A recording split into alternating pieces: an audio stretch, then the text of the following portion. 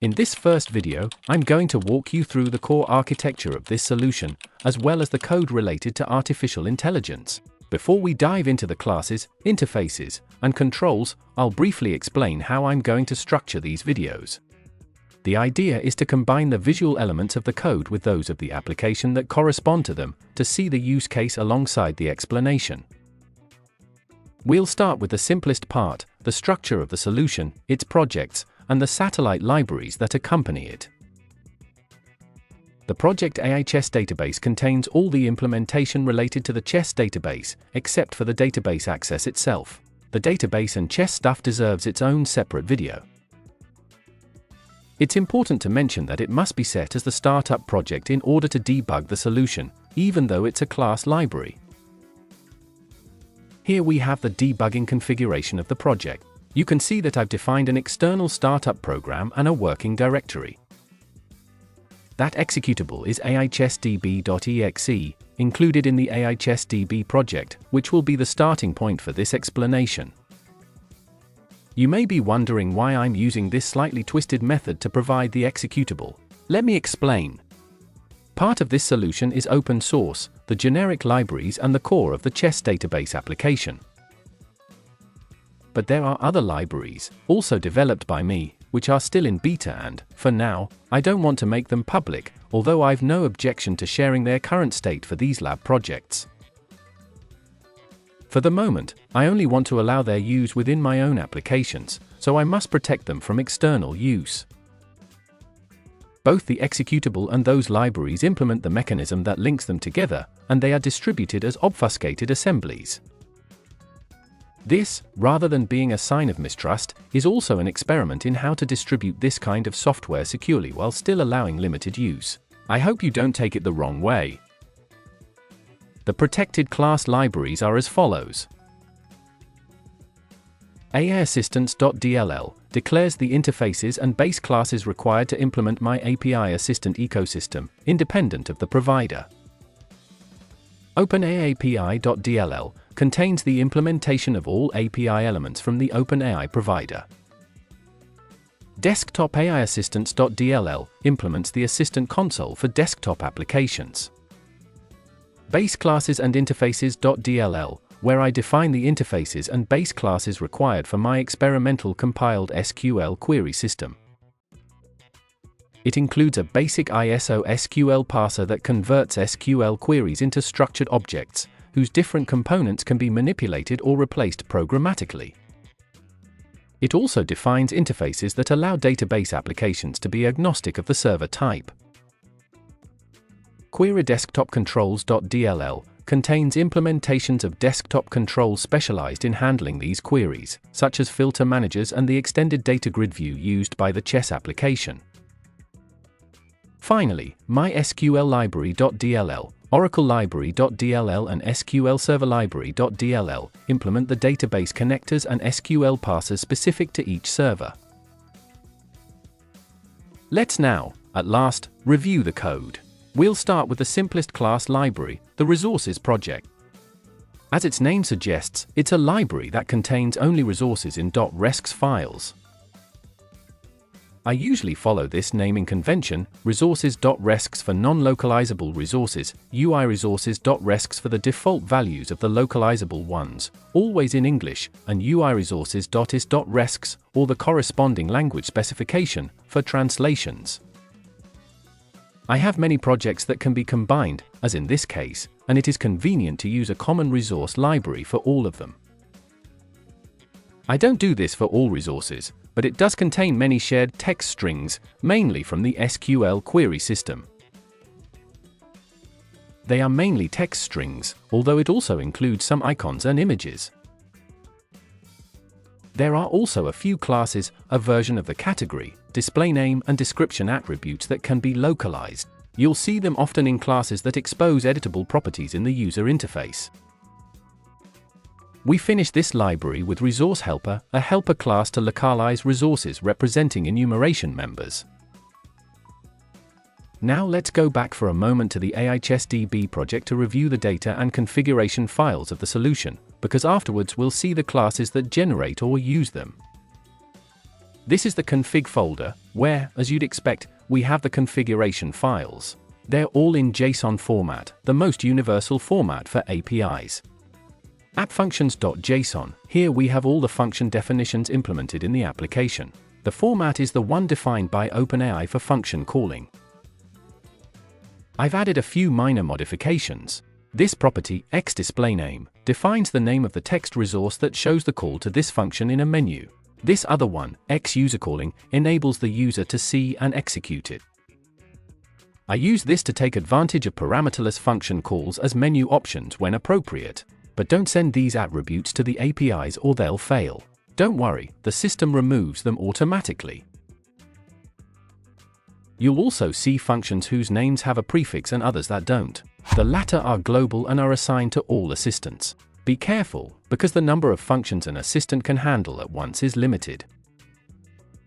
The functions with a prefix are members of a service. Services are implemented as sets of functions that can be assigned to assistants for a specific task. The prefix is removed once the list of functions is loaded into the service, meaning the assistant won't see it. We won't be looking at messageColumns.json because it's currently not used in this application, although it's part of the assistant ecosystem.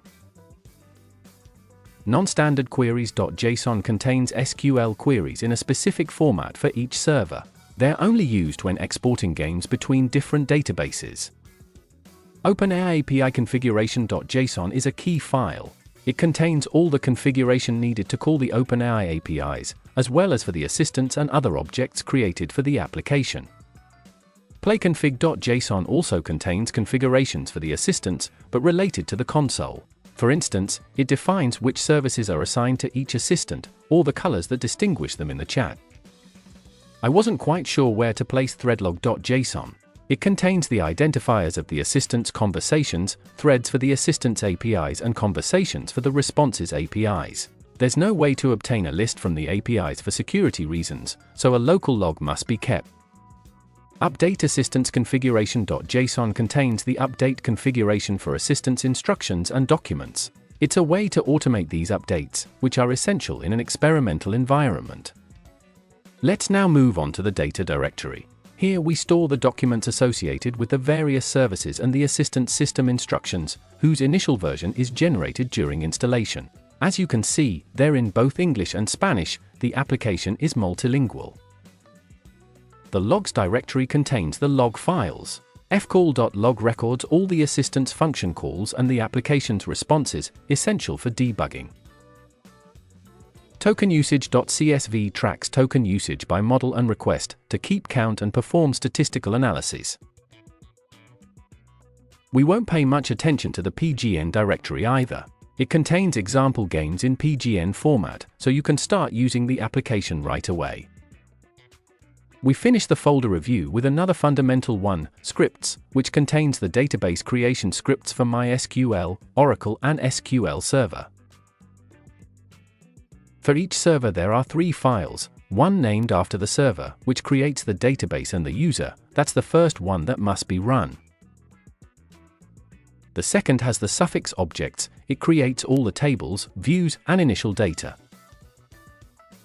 And the last is the one with the suffix code. It creates several procedures and functions to calculate statistics. And let's not forget AIChessDB.exe.config. Here you'll find the typical .NET application configuration and the connection strings. Now we can begin the actual code review. The GlobalCommonEntities project implements the most central library in the whole solution. All the others reference it, directly or indirectly. Here we'll need to jump between folders, classes, and interfaces, otherwise, there would be no way to understand anything. As you can see, it also has its own private resource files, following the same naming convention. The first issue I'm going to raise is this: we're going to use many APIs from different providers. That means lots of JSON objects, and very complex ones. We'll obtain objects as the result of calls that we'll have to pass on to others. Knowing every single type is utterly unfeasible, and using the object type doesn't leave us much room to maneuver. In addition, we'll have to select much of this information from the user interface. We need a standard to make all this easier. Fortunately, it's fairly simple. As always, we start with the most abstract, interfaces. Let's begin with a simple one, iFriendly identifier. It has a friendly name, a friendly description, and a UI category. The first is the user-facing name, the second a description that can be shown, for example, in tooltips, and the third a category to classify the object. Use in the user interface is completed with the IActiveObject interface. As we can see, it contains properties for the object state, activation, selection, or marking. To make it usable by the application as well, we extend it with the IUIDentifier interface. It adds two methods to obtain the object's implementation, one without parameters and another with parameters. Sometimes it's preferable to carry the type rather than the object. Now we move from the abstract to the concrete. Let's look at a basic implementation. In the dependency injection folder we have the object wrapper class. This object implements the interfaces mentioned, as well as the standard IEquatable and IComparable. They're almost essential for managing strongly typed lists of objects. As a bonus, we have the content type property, which lets us query the type of the wrapped object. The convert list function is very useful for extracting all the contents of a list of object wrapper in a single operation. It's advisable to override IEquatable with object, because many user interface lists are lists of object, and will only compare against that type. Further down we have another generic version of this same class, with a type parameter to enforce the content type. In addition, it allows round-trip conversion between strongly typed object lists and lists of wrapped objects. As in any complex framework, we need some implementation for dependency injection. Since this is experimental, it's a good idea to develop our own. It isn't difficult. Back to abstractions, the interfaces folder. The IDependencyProvider interface lets us implement one class per library to export all its dependencies.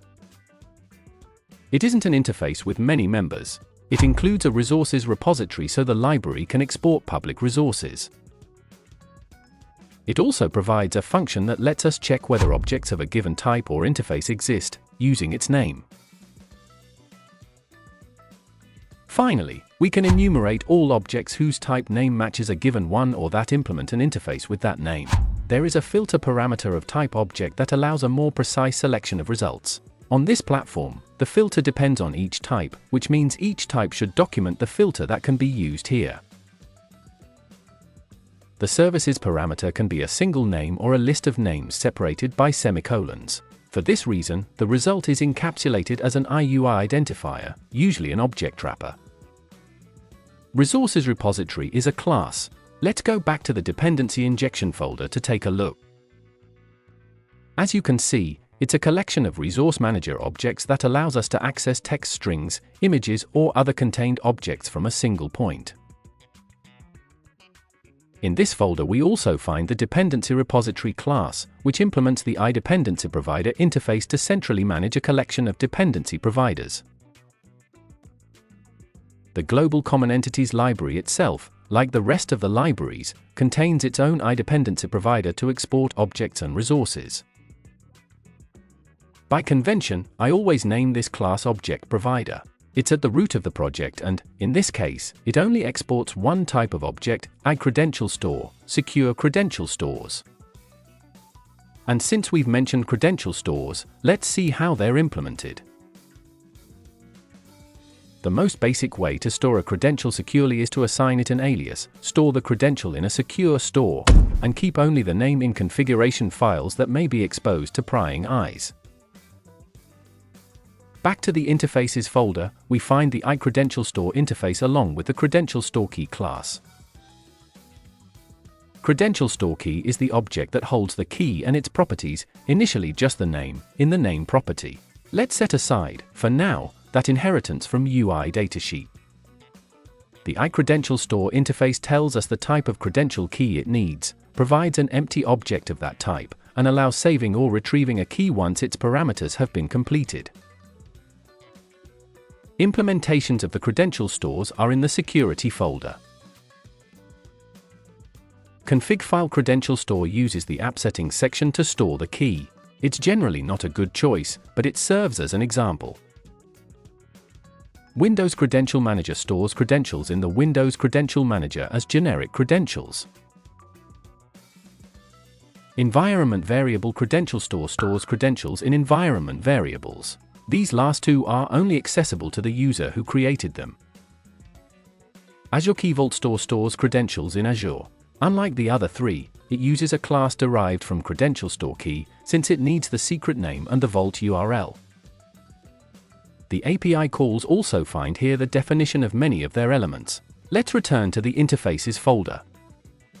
We find the IHTTP API caller interface.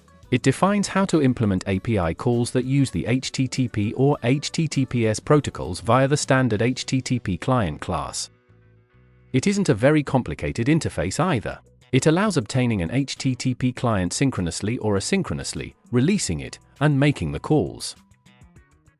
The API call async functions use parameters to define the optional object to be sent in the body of the call, the endpoint it will target, the HTTP method, and the type of the response object. This type is necessary to correctly deserialize the JSON.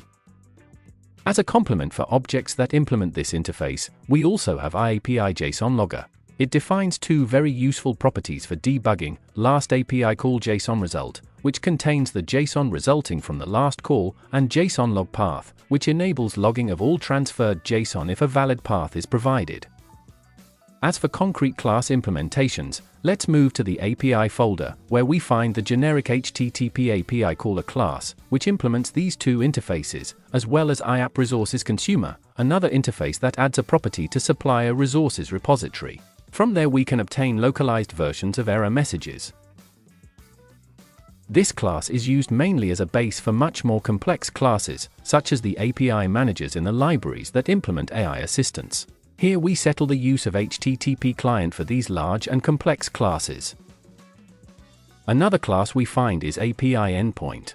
It's used to map the definitions of API call endpoints in configuration files, such as OpenAI API configuration.json. The other two classes in the folder, API call error and extra args, are also data classes. The former stores API call error messages, and the latter allows API objects to report non-standard arguments in the URL of a given call. In the JSON folder we have some serialization utilities, such as a collection of general-purpose type converters. Now let's move on to the basics of the user interface, which in this library are found in the UI folder. In this case we have two objectives. On the one hand, we need the assistants to see what the user sees, but we want to avoid vision APIs. We're aiming for something less superficial. We also want what's defined in this library to be platform independent, web, desktop, or anything else. So we have the UI relevant element class, another data class that captures universal properties such as position, content, and, very importantly, the path within the control or tag tree. Let's not forget that we must speak to the application in a language it understands. We also have, as always, a friendly name and a friendly description, very useful for helping the assistant understand the control and communicate with the user in non-technical language. Our second objective is to simplify data collection in configuration dialog boxes. I don't know about you, but I find it tedious to create a new dialog every time I need to edit a configuration. Bear in mind that, in an application like this, there may be many parameters to configure for countless different objects. That's why I created the UIDataSheet interface, as always, in the Interfaces folder, and the abstract UIDataSheet class, to simplify this process. First, let's look at the PropertyEditorInfo class, which contains the data this interface uses to expose properties and methods. In the same file where UIDataSheet is defined, we find the input editor type enumeration, which indicates which kind of editor we should use for each exposed property or method. Remember that, in this library, we're still platform agnostic, we can't talk about specific controls. This class is somewhat complex and requires attention. I won't dwell on it now, but, as you can see, all the code is commented, something you can thank the AI for. Not because it wrote the comments, but because this way I can get it to understand better and help much more easily. What I will mention are the resolve property and resolve method functions, which return the corresponding property info or method info using reflection. Anyone who has dealt with complex REST APIs like these will have come across nested object trees that are daunting at first sight. This class can follow a dot-separated property name path to reach properties or methods at any level of nesting, even passing through collections and dictionaries. This makes the difference compared with other options already present in the framework, such as the property grid component, with a similar behavior, as we'll see later.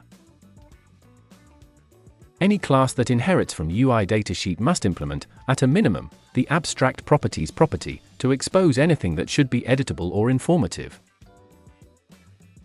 Now let's move from the abstract to the concrete. This is the DesktopControls project, where you'll find the infrastructure needed to assemble these dialog boxes automatically from UIDatasheets. First of all, note that there's also an object provider class here to export dependencies. We can see that this library exports objects that fulfill three interfaces. IInputEditorFactory is a factory for creating controls to edit UI datasheets. IUI-relevant-element-collector and IUI-element-interactor are related to assistants interacting with form controls. The former gathers the controls relevant to the assistant, the latter allows it to interact with them. And where are these interfaces defined? Yes, you guessed it, in the Interfaces folder of the GlobalCommonEntities project. Let's look at IInputEditorFactory. This interface allows us to define many default configuration parameters for controls, colors, border style, font, and so on. The createEditor function creates an editor appropriate for a given property editor info, but be careful, it doesn't return a control, it returns an interface, IInputEditorBase. Remember that, in this library, we still don't know the target platform. This means that every control we implement must also implement this interface. You'll find it in this same folder.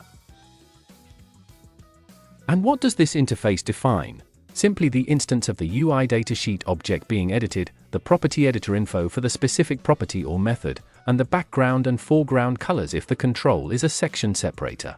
The refreshEditorValue method is used to reload the editor's value. Now let's return to the DesktopControls project, the input editors folder inside Controls. Here are all the editors I've implemented so far. Let's start with Tooltip Panel. This is the base class for all of them. It derives from panel and shows a balloon tooltip when the user hovers over it. This helps document the user interface in a simple way. The abstract class InputEditorBase is the next level. It inherits from Tooltip Panel and implements IInputEditorBase. The abstract createControls method is the one its descendants must implement to set up the user interface. This class also implements basic resizing services. There's still another level of abstraction. The abstract classes propertyInputEditorBase and methodInputEditorBase are direct descendants of InputEditorBase. This is where the editors for properties are separated from those that handle methods. Then we have a set of controls derived from propertyInputEditorBase to edit simple properties, Boolean values in BoolValueInputEditor, numbers in FloatValueInputEditor and IntValueInputEditor, or text strings in single-line TextInputEditor and multi-line TextInputEditor. There are editors for selecting a value from a list, Combo Box InputEditor and Fixed Combo Box InputEditor. There's also Multiselect List InputEditor to select multiple values. Header InputEditor allows you to include headers to separate blocks of properties. In many cases we'll need to resort to a dialog, for example, to select fonts, printers, colors, or files. For this we have the abstract class dialog box InputEditor. From this class derive color InputEditor, directory InputEditor, file name InputEditor, and multiple file name InputEditor. There's also generic datasheet InputEditor, which allows opening a dialog to edit another IUI datasheet. As for the editors derived from methodInputEditorBase, we have command button InputEditor, a simple button that calls a method without parameters. There's also Object Selector InputEditor, which calls a method from a specific interface for object selection. This kind of editor arises from the need to assign API objects to other API objects, for example, files to a vector store, or a vector store to an assistant. Therefore, we'll leave it for when we get to concrete examples while discussing AI Assistant's configuration. InputEditorFactory is the class that implements IInputEditorFactory to provide all these controls based on the value of the editor type property of the propertyEditorInfo class. Lastly, InputEditorFlowContainer is a derivative of Flow Layout Panel, pre-configured and with logic to manage refreshing and changes in this kind of property editor. Now let's look at interactions with controls. Deciding which controls are relevant and which aren't is a decision the project's human team must make. The method I've chosen to mark relevant controls is to use the accessibility properties that all controls already have by default. In this way, accessible name becomes our friendler name, and accessible description our friendler description. I also capture accessible role. Localized resources are stored by convention in UIElements.resks and its translated variants. Any control that has values in these properties is considered relevant. Besides making use of what's already available, doing so also makes our applications accessible, which is socially valuable too. The IUIRelevantElementCollector interface doesn't mention these properties. This is an arbitrary choice. You can choose any other selection method, or simply return them all. Examining the interface, we see that not all controls are returned at once, but by levels of nesting. This prevents assistants from having to handle too many elements simultaneously, optimizing the search. The base instance property, together with the IUIRemoteControlElement interface, represents the main container, for example, the form. We'll see this interface when we discuss the application. The IUIElementInteractor interface is the one that must be implemented by objects that allow interaction with controls. It defines an element collector to locate the target control and methods to highlight it, annotate it with a tooltip, or invoke an event. If we return to the DesktopControls project, the Controls folder, we'll find the classes that implement these interfaces, Relevant Control Collector and Control Interactor. In Relevant Control Collector, you can see how the accessibility properties I mentioned earlier are used to select controls. It's important to note that these properties are not taken into account when traversing the hierarchy, because there may be relevant controls inside others that are not. The form fHighlight, in this same folder, is an auxiliary control used by Control Interactor to highlight controls and display tooltips.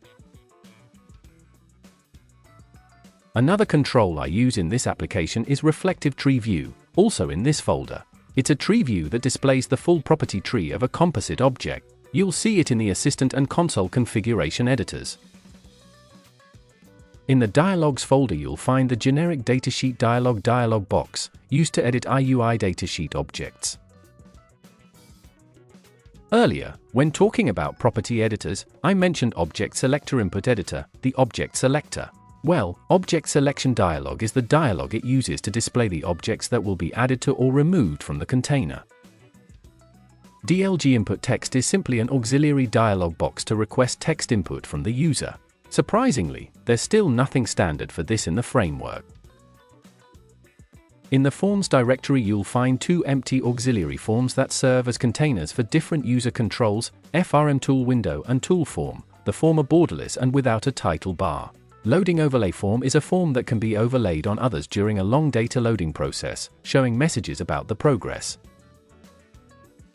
In the Tools folder there's the static class Control Helpers, used to resize controls based on their content.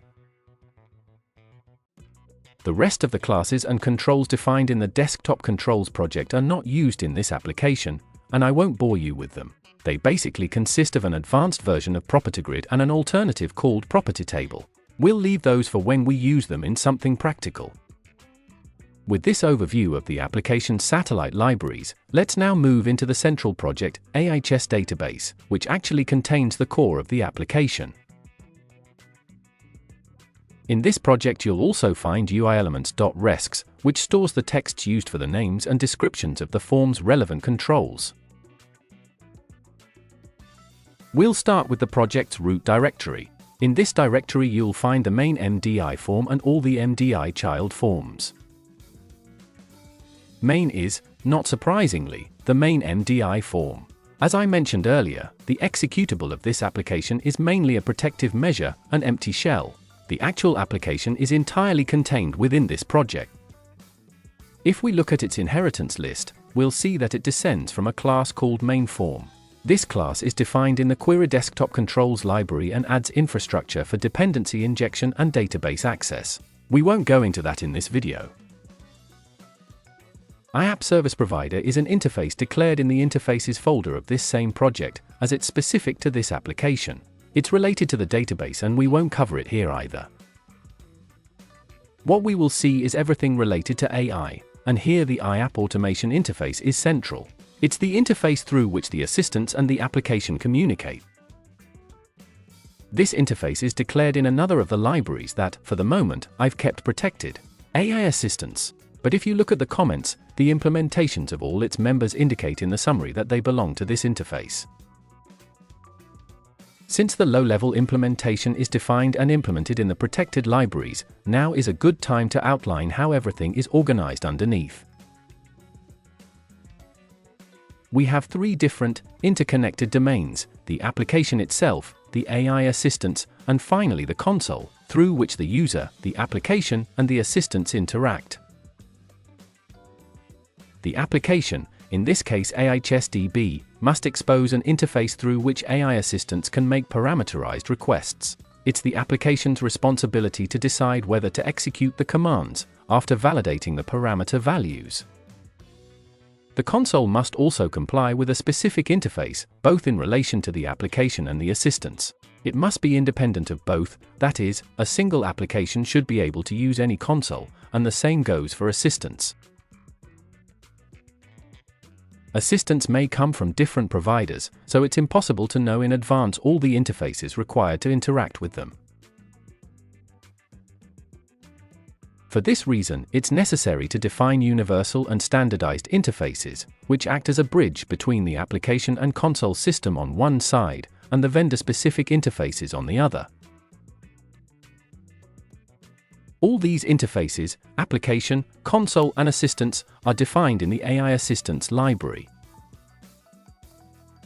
Console implementations can be built into the application itself, which would unnecessarily limit options, or implemented in separate libraries. In this case, the console is implemented in the Desktop AI Assistants library. Each provider also requires its own class library. This library manages the assistants through their respective APIs and interfaces, but via the universal interfaces. The only assistant library implemented so far is for the OpenAI provider. These are the only assistants that can currently be used, and they're implemented in the OpenAI API library. In all AI assistant libraries there's a central component, the API Manager, which implements the IAPI Manager interface. This class is responsible for providing all the assistants and API elements, as well as their configuration, and for internally making the provider's endpoint calls. Therefore, the application only needs this class as its access point. It takes care of creating new elements, storing their configuration locally and in the cloud, and retrieving them on demand. The console interface is IHelpConsole. IHelpConsole, IAppAutomation, and IAPI Manager maintain mutual references so they can communicate with each other to perform interactions and facilitate communication with the API assistants. Both the OpenAI API and Desktop AI Assistants libraries export the API Manager and the console through the dependency injection system. Both also contain an object provider class to instantiate the IDependency provider. In this application, all libraries that export dependencies are declared in the configuration file, in this case, AIChessDB.exe.config. We have two custom sections declared for this: DB providers, where database-specific dependency providers are defined, and dependency providers, where all dependency providers are declared. The section that interests us now is dependency providers. Here we can see all the assemblies that export dependencies. What we declare is the type of each library's IDependency provider, which, as we've already seen, I always call object provider by convention. All the objects in this section are created in the constructor of the mainForm base class and added to the dependency repository object, which acts as the application central repository. When the getObjects function is called, all these libraries are traversed to collect the exported objects of the requested types or interfaces. With everything we've seen so far, we can now understand the application's initialization process. Let's go directly to the load event handler of the form. First, we retrieve all the API managers, IAPI manager. But we don't retrieve them as object instances, only their type within an API manager CFG object, which, besides the type, contains its name and description. This allows us to decide which ones to instantiate if several types are available. In this application, we'll instantiate them all via the API manager CFG object and store them in a list within object wrapper objects. Next, we enable or disable the logs for function calls and token usage. As we've already mentioned, services are sets of functions that can be assigned to assistants. We initialize them in the initializeServices function.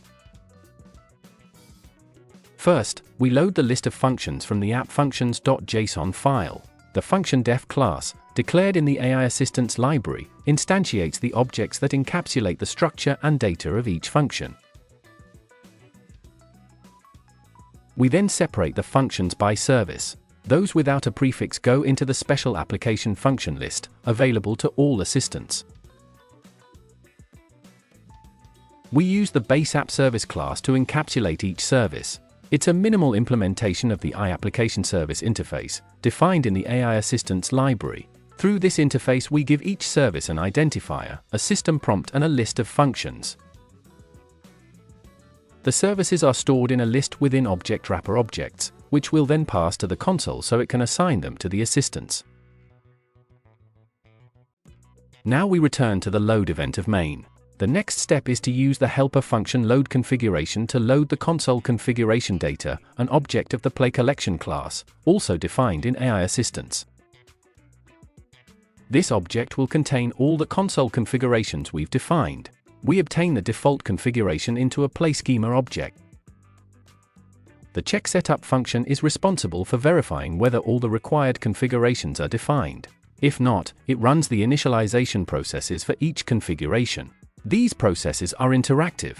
The user must select configurations and enter the requested data.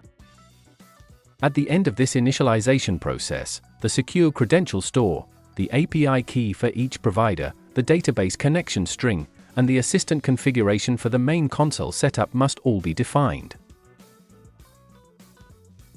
This process returns an assistant setup object if it's necessary to create the assistants. For example, the first time the application is launched. The configuration used by the console is not this playSchema we created from the JSON. These are only the data to create the consolePlay class, which implements the iPlay interface and contains the assistants and their tools as objects already created and ready for use. This class stores the reference to the application as IAppAutomation. The load from schema function of this interface reads the information from the playSchema and creates all the required instances. We can examine the code of the Create Assistant configuration function to see the first examples of using IAPI Manager. With createElement, we obtain an instance of the corresponding element, based on its type and unique identifier. In this case, we create an assistant as an IAPI player interface, and a vector store as an IFilePackageManager interface. The modifyStoredElement function loads the element from the cloud, or saves it there if it doesn't exist yet. In this case, we're saving it, because we created them without providing an identifier, and therefore they are new instances. Calling updateConfiguration with the element as a parameter stores the element's configuration in memory. Calling this same function without parameters writes all configuration to the configuration file, in this case OpenAIAPIConfiguration.json. We finish by adding the assistant and its vector store to the consolePlay and creating the documentation update configuration for the new assistant. Returning to load, we complete creation of the initial document update configuration for the services and save the file with save configuration. Automated document updating ensures that only one copy of each file exists in the cloud, even if more than one vector store contains it. If this initial configuration isn't needed, we'll also create the console play, but this time creating assistants will take a little longer, so we instantiate an overlay scope to block the user interface and display progress messages. During sessions, temporary working documents may be generated that don't make sense to store beyond the session, but which must be uploaded to the assistant's vector store.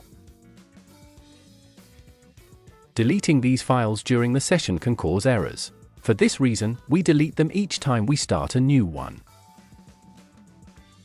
Next, we need to create and configure the console.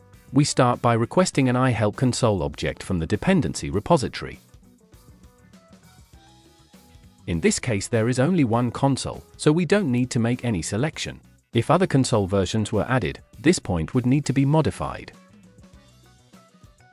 There are two other element types that the Desktop AI Assistants library can also provide: IPlayerInteraction, which defines the appearance of the chat bubbles, and IUserPrompt, which implements the user prompt control. After assigning the iPlay object to the console, we call the UpdateAppServices function to start the process of assigning services to assistants. AI Assistant Console is an MDI child form into which the console is docked. The console is a user control designed not to depend on a specific console architecture. In this final part of the load handler, we construct a virtual, non-functional API element for the application, in the form of Application API Element, which is a class defined in the AI directory of this very project. We then build the application's welcome message, with the names we've assigned to the three main assistants. With setInitialLayout, we ensure that the console appears from the very start with its controls correctly arranged. And we send the message by calling ApplicationMessageAsync. The Application API Element class provides the iPlayer interface required in the first parameter. iPlayer is the generic way the console views all participants, user, applications, and assistants. With this, we've finished the application initialization, which, as you can see, is no small feat, and we've seen some usage examples that will help us understand the IAppAutomation interface. The most important properties of this interface provide the elements we've already seen. The play collection of assistant teams, in plays. The active console configuration, iPlay, in current play. The console itself, IHelpConsole, in current console. The list of services, in AppServices. We wrap it in Object Wrapper, because this is data we can display in the user interface, so the user can select items. The available service names as a text string, if that's all we need. The application's function def list, common to all assistants. The path of the log directory. The list of IAPI Manager instances, in API Managers. We also wrap them in Object Wrapper, so we can list them in user interface controls. And some other properties that this application doesn't use. As for functions, let's start with getCredentialString. This is the function we must call to obtain a credential from the secure store by its name. The getAPIManager function returns an IAPI manager, based on its type and unique identifier. setCurrentPlay allows changing the console configuration. The conversation context will be reset, even if the same assistants are used. The console calls setCurrentPlayer when the active assistant changes. This function reconfigures the assistant and application menu options in the console toolbar. It also reconfigures the tools and functions displayed on the user prompt toolbar. The console could do this as well, but that responsibility should lie with the application. Imagine that the configuration depended on user permissions. Would it make sense for the console to know that? In complex applications with many components, it's important that each level assumes only the responsibilities that correspond to it. Otherwise, we'd end up with an architecture that's impossible to understand and maintain. getPlayerByName lets us obtain an assistant from the console by its name. We obtain it as an IAPI player interface, which is the assistant's own interface, the one that allows configuring the model and sending and receiving requests. getPlayerById is the same, but instead of the name we use the assistant's unique identifier. editPlayerConfiguration is a function the console calls when the user presses the button to configure the active assistant. This gives the application the opportunity to perform a custom edit. If this function returns false, the console will use the default configuration dialog. CallFunction is our flagship function. All assistance function calls end up here. It's so important that we'll discuss it separately once we've finished with the IAppAutomation interface. SendMessageToPlayer allows messages to be sent programmatically to a specific assistant. And here we need to make a brief aside to explain exactly what a context message is. Since we're going to work, at least in theory, with an arbitrary number of models and providers, we need a standard message structure for applications, which each assistant translates into its own structure. Even within OpenAI, each type of chat or assistant uses its own message configuration. If we tried to understand them all, this would end up as a Tower of Babel. That's why I've had to build a message that covers the needs of all assistants, but also of applications. Some of the properties of this class are used only by applications. Assistants always receive and return context message objects. In this way they can understand each other without problems. They do need to know how to translate them, but that's a minor, very simple problem to solve. ContextMessage is also a class defined in AI assistants. In future versions of the platform, this library may become fully public. Let's move on to CallFunction, but before that we need to understand a few simple classes, also defined in AI assistants. Assistants can perform function calls one by one if we configure them that way, but it's much more common and more efficient to allow parallel function calls. This means that, in the assistant's response, we may find several function call requests. The assistant expects a response to all of them, whether successful or not, so we need a class to carry them all. That class is FunctionBatch.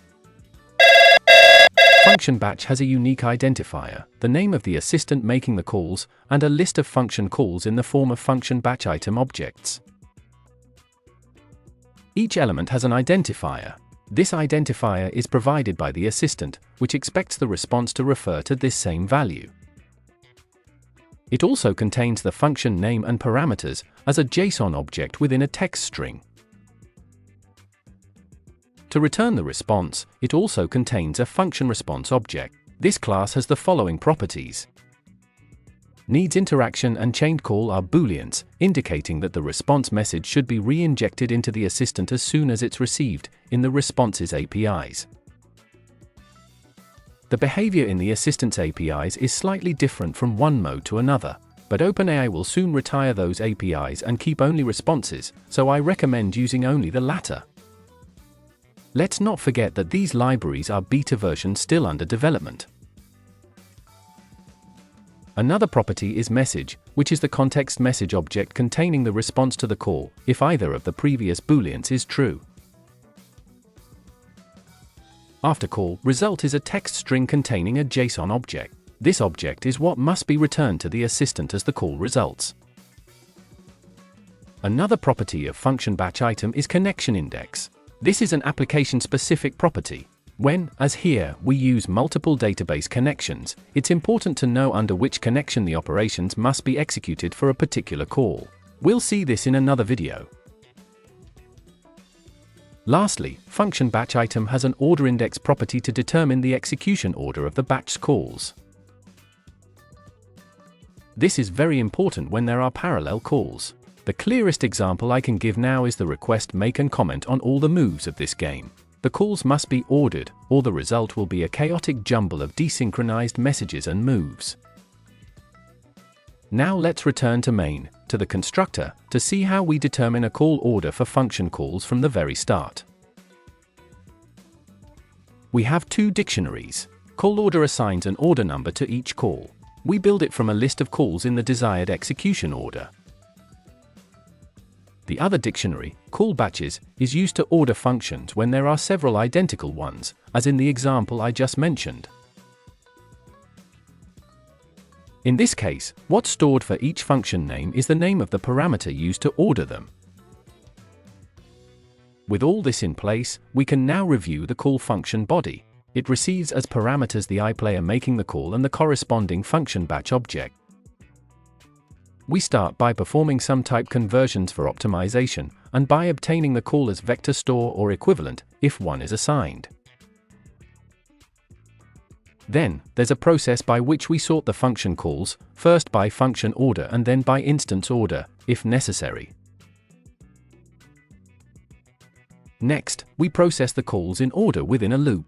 If exceptions occur, the corresponding error message is returned, so that the call always has a response.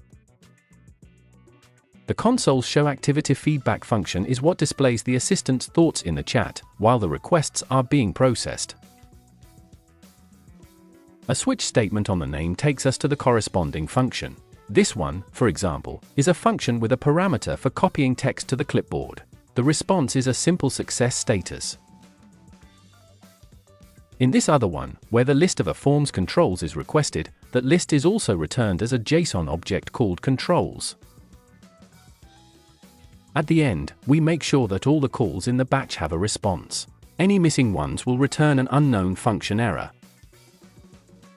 Let's now go back to the Edit Player configuration function to discuss editing objects using the IUIDataSheet interface via the UIDataSheet class. Edit Player data is the object derived from UIDataSheet that contains the data to edit. We can find the class definition in the project's AI folder. The class derives from UIDataSheet and implements the properties property, as required. Let's first look at the definition of the editable properties. We can see that all of them are decorated with a displayname attribute and a description attribute, in their localized versions, defined in the resources library. The standard versions work the same, except there are no translations. Since the attributes are in a different assembly, it's necessary to include the type of the class that implements the resources, so that the attribute can read the text strings. We can also observe that, instead of the literal text, what we have is the name of the resource. This is necessary so that translation can take place. The displayname attribute provides the name of the property displayed on the editor's label, while the description attribute provides the tooltip text. It's just a matter of correctly configuring the editors we're going to use and exposing them through property editor info. The values property is used to define a range or a set of values, depending on the type of editor. In multiline text editors, MaxUnit sets the number of text lines displayed in the editor control. The required property is used to tell the container dialog box to enable the OK button only when all these properties have a value. Returning to the Edit Player configuration function, the other component needed to edit this data is the container, in this case, DLG-AppConfiguration, a dialog box defined in the Dialogs folder of this same project. Returning to the Edit Player configuration function, the other component needed to edit this data is the container, in this case, DLG-AppConfiguration, a dialog box defined in the Dialogs folder of this same project. If we take a moment to look at the InputEditorFlow container code, we'll see the refreshEditor function, which implements the logic required to refresh, remove, update, or change editors. UIDataSheet allows dialog boxes to be dynamic and adapt depending on the values being edited. It also implements the logic to resize editors when the size of their client rectangle changes. Let's return now to DLG-AppConfiguration. We can see that it implements the IUI remote control element interface. This makes the form interactive for assistance. Below the implementation of this interface, we have the datasheet property, which contains the object to edit. This way, this dialog box can be reused to edit all application configurations that use this system. The dependency provider property gives access to the application's dependency provider. This object is required in the shown event handler to obtain an IInputEditorFactory instance. As you can see, it's quite straightforward to create a dialog box to edit objects. but it's still somewhat labor-intensive to write the code and text resources for the names and descriptions. However, at the same time, it's something potentially automatable with relative ease. This is a pending task to add functionality to applications that's also useful for developers to make them capable of generating part of their own source code. In the AI folder, you'll find more examples of classes derived from UIDataSheet for configurations. API player data, used in the API Assistance Editor, which we'll see later on. File Manager data and File Package Manager data are used respectively to manage files and vector stores in the cloud. Both implement the ISelection Object Provider interface, which I've already mentioned, so we'll take this opportunity to see how it works. These two classes expose a property editor info with the object selector editor type, which is an editor that operates on a method. In both classes, the method is called invokeAction. You can also see that property editor info has a method parameters property with the list of parameter types for that method. The purpose of this editing operation is as follows. We have a container of objects, in this case, files, and we can add new objects or remove existing ones. We may also want to delete the entire container, if possible. This interface declares an event called SelectionUI of type selectObjectsHandler. When the editor's button is pressed, this event is fired, so that the parent form or control displays a dialog box compatible with this interface. We've already seen that we have object selection dialog in the dialogs folder of the DesktopControls project.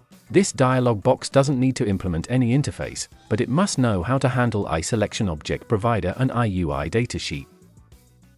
The getSelectionObjects function of ISelection Object Provider must return the objects that can be added to the container.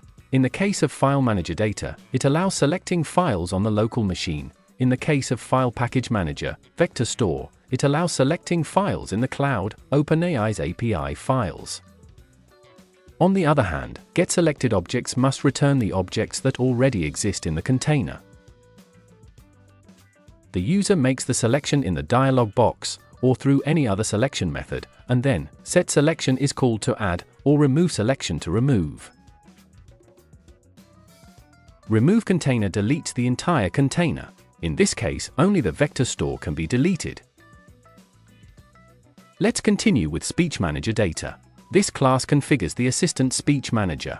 Just as you can add the vector store as a tool to the Assistant's Assets node, in the console configuration, you also need to add an object of this type if you want it to convert text to speech. The Speech Manager uses the audio APIs to convert the text generated by the Assistant into speech, using one of the models available on the platform. Be warned, it's not cheap, and it can make responses take even longer. If we now switch to the Setup folder, we'll see more of these UIDataSheet objects used for the initial setup and for the AIChessDB.exe.config file. API Key Setup prompts the user to enter an API key for each library. Assistant Setup is used for the initial configuration of the application's 3 assistants. In this class, you can see 3 datasheet type property editor info entries, each of which opens a new dialog to edit another UI datasheet, player setup datasheet, where each of the 3 assistants is configured. Configuration Settings datasheet allows editing of the app settings section in the AIChessDB.exe.config file. Here, you can also see how to use the App Config Writer helper class, defined in the GlobalCommonEntities project config folder. This class makes it easier to modify this section, and also the connection strings section. Connection string addition and connection string setup are used to create or modify connection strings. They also save them in the connection strings section of the configuration file. The second one is used only during the initial setup. Both have a connection string type property editor info. We haven't seen this editor type because it's defined in the query DesktopControls library, which exports this editor and an IInputEditorFactory to create it. It's an editor that lets you enter connection parameters and test them against the database. It then returns a well-formed connection string according to the target server type. Here, we also have a chance to see how a filter works in the dependency injection system. Let's go to the DLG app configuration dialog box, shown event. Notice that getObjects requests IInputEditorFactory and passes the UIDataSheet as a filter. Also, note that IInputEditorFactory has a method called acceptsEditorType. I'll let you draw your own conclusion. Finally, Credential Store Selector is used during the initial setup to select the secure credential store. Let's now look at the forms related to the artificial intelligence part of the application. I've already mentioned AI Assistant Console, the form that contains the console. It has no functionality, but it implements IUI remote control element, allowing assistants to examine its controls and interact with it. In this case, interaction is problematic because the controls are disabled while the assistant is working. This makes interaction difficult, or even impossible, although it doesn't prevent highlighting and commenting on elements. Just to add, this form prevents the user from closing it, since there's no way to reopen it afterwards, because there's no menu. Assistants Editor is the API Assistants Editor. It also implements IUI remote control element, so assistants can interact with it. I won't mention this again, unless a form doesn't implement it. This MDI form has a toolbar with buttons and drop-down lists. The client area is a split container with a reflective tree view control on the left to display the object structure, and an input editor flow container on the right to display the collection of editors for the node selected in the tree if it contains an IUIDataSheet object. Therefore, this form needs an IDependency provider in the corresponding property to obtain an IInputEditorFactory and create these editors. It also needs a reference to the application in the form of IAppAutomation, the application interface for AI-related operations. In the getDataSheet4Element function, it decides which object to provide, depending on the type of element being edited. IAPI for assistants, IFilePackageManager for vector stores, and ISpeechManager for the speech tool. When the form loads, in the load event, it retrieves the list of IAPI Manager objects registered in the application, allowing the user to select the appropriate one to create assistants and their tools. It's possible to combine some of the objects used as tools with assistants from a different provider. For example, ISpeechManager uses a model to convert text to speech, but this operation is independent of the assistant, so there's no compatibility issue. However, IFilePackageManager is used internally by the assistant, and we can't assign it the equivalent from another platform. In this form we can see several use cases of IAPI Manager. Let's start with the selection change event of CBAPI Manager when we select an IAPI Manager. With the available player types property, we obtain the list of assistant types that this IAPI Manager can create. With available element types, we obtain the list of types for the remaining elements. These types are sent to another drop-down list, CBItemType. Let's now look at its selection change event. We use the getCurrentElements function of IAPI Manager with the selected type to obtain all the instances we have in configuration. We add them to the CBInstance drop-down list. We also use the getOtherElements function to display in another drop-down list, CBOtherInstances, the elements available in the cloud that are not in configuration. If we select any instance from either of these lists, the object is added to the reflective tree view via its treeNode property to build the tree structure, and the editing IUIDataSheet is displayed in the InputEditorFlow container. Now, let's see what happens when we click the button to create a new element of the selected type. In this case, we call the createElement function of IAPI Manager. The parameter with the identifier is passed as empty or null, to indicate that we want to create a new one. The rest is the same as before. We add the object to the reflective tree view, and the datasheet to the InputEditorFlow container. And what happens if we delete an element? This is a bit more complicated, since we must remove it from every place where it's being used. On the IAPI Manager side, we call removeConfiguration to delete it from the configuration file. We must also check whether it's being used in any console configuration, and remove it from there. If it's an assistant, it'll also need to be removed from the document update configuration. Finally, When we click the button to save the configuration, we call update configuration of IAPI Manager, first passing the element as a parameter to update it in memory, and then calling it without parameters to update the configuration file. We also call modify stored element if the element is an iStorable element, which is the interface used to indicate that the object can be stored in the cloud. The Play Editor form is very similar to the previous one. The structure is the same, except this one deals with console configuration. I've called this configuration play, inspired by the idea of a theater play. In this form I've been more careful with configuration changes, maintaining two dictionaries, one for new elements and another for deleted ones. Changes are not applied until the Save button is pressed. Here, we only create alternative configurations. Assistants and tools must already exist in configuration to add or remove elements.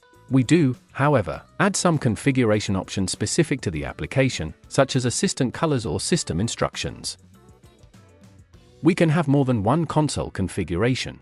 The configuration, as we've already seen, is stored in the playconfig.json file, and the class that implements its structure is playCollection. Each configuration is stored in a playSchema object, and this is exactly what is edited in this form. playSchema is a class defined in the AI Assistants library, so you don't yet have access to its code. This class also derives from UIDataSheet, so it can be used in InputEditorFlow container without any problem. What's most relevant to understanding play editing is that there's a user configuration in the user property, and a list of applications in the applications property. Having a list of applications opens the door to distributed systems. In any case, in this application only one is defined. The cast property contains the list of assistants as playPlayer objects, which in turn have their tools in the assets property as cast element objects. But those are only the data. Once the actual configuration is generated, playSchema becomes iPlay in the consolePlay class, playPlayer becomes IAPIPlayer, and cast element becomes iPlayer asset. To finish this video, we just need to cover the assistant updates form. This form has the same structure as the previous two. The update functionality is implemented in the Update Assistants configuration class, in the AI folder. The update operation is relatively slow, and this form uses a progress bar to indicate progress. For this reason, it implements the iProgressMonitor interface. This interface is defined in the Interfaces folder of the GlobalCommonEntities project. It simply facilitates initializing and updating the progress bar from a class different from the form. Document updating has its complexities. The simplest option is to upload the documents directly to the vector store. But if we do that, duplicate copies are created for files that belong to more than one vector store. In addition, we must ensure that we don't leave obsolete copies when updating files. The procedure here is as follows. First, remove the file reference from all vector stores. It's very important to wait a few milliseconds for the file to be deleted. We could check the operation status through the API, but that would take much longer. Once the reference to the file has been removed from the vector stores, we delete the file using the Files API. Then, we upload the new version of the file using the Files API, and include it in the corresponding vector stores. The file in the Files API has a unique identifier, and this identifier is what we add to the vector store. If we delete the file without removing it from the vector store, orphaned references can remain, and they can sometimes be difficult to remove. Updating system instructions doesn't require API calls for assistants of type responses, but it does for those of type assistant. In any case, OpenAI has already announced that these latter APIs will be retired in 2026, so I recommend using only responses. And that's all for now. Let's take a short break before the next video, where we'll go over the implementation of the database and chess features, which, after all, is what this application is really about. Thanks for making it this far.